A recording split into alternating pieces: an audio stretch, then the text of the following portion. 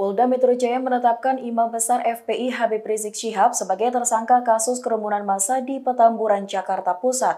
Penetapan tersangka terhadap Rizik Syihab dilakukan setelah kepolisian melakukan gelar perkara kasus kerumunan massa terkait acara pernikahan putri dari HRS. Sebelum ditetapkan menjadi tersangka, perjalanan kasus kerumunan yang melibatkan pimpinan Front Pembela Islam Rizik Syihab itu sempat berbuntut panjang. Dilansir tribunnews.com, inilah perjalanan kasus kerumunan yang melibatkan pimpinan Front Pembela Islam atau FPI Rizik Syihab. Kasus pelanggaran protokol kesehatan terkait acara Rizik Syihab terus bergulir. Ada sejumlah acara yang melibatkan Rizik. Acara yang menimbulkan kerumunan di tengah pandemi COVID-19 tersebut terus diusut polisi.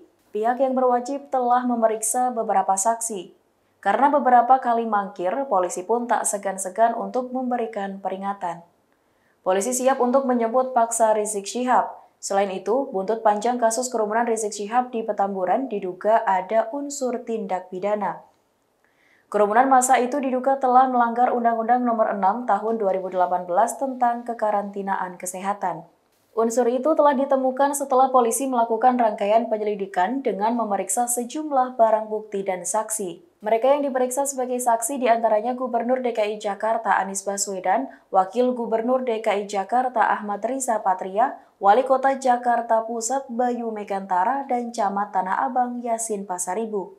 Diinformasikan bahwa setelah buntut panjang kerumunan Rizik Syihab, kini HRS ditetapkan menjadi tersangka.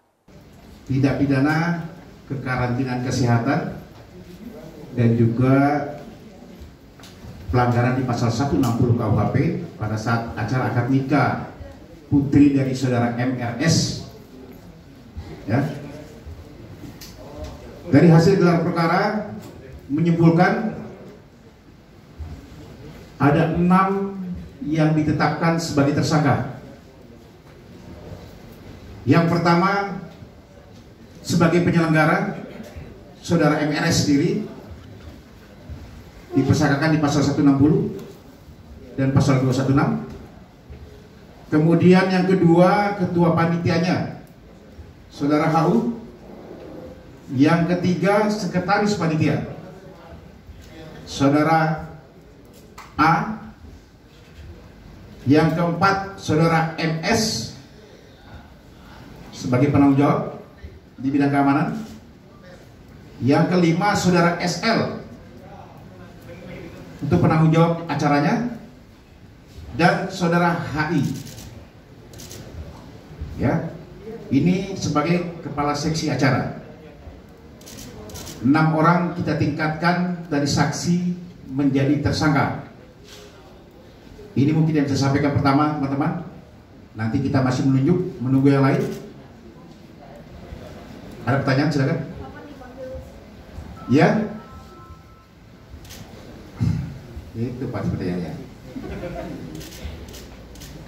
Demikianlah informasi dari Tribunnews Update. Nantikan informasi terbaru lainnya hanya di tribunnews.com. Terima kasih sudah nonton.